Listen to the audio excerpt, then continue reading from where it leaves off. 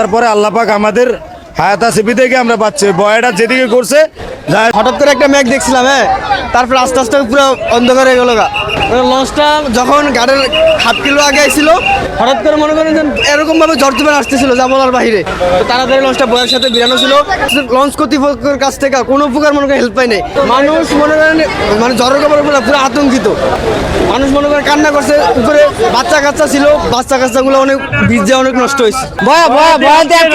যখন ঘূর্ণিঝড়ে আমরা পড়ছি কাছাকাছি আইসে পড়ছি, হঠাৎ করে মাস্টার ঘুরেই নিয়ে ওই যে লাল বয়ের সাথে বাঁধছে।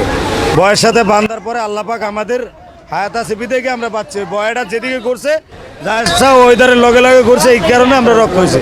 প্রশাসনের যখন আমরা ফোন দিছি মানে 999 যে স্যার আমাদেরকে একটু বাঁচান বা আপনাদের কোস্টগার্ড আছে, কোস্টগার্ড দিয়ে আমাদেরকে একটু উদ্ধারের ব্যবস্থা করেন। এরা একটা মেসেজ দিছে যে এটা জানানোর জন্য আপনাদেরকে ধন্যবাদ।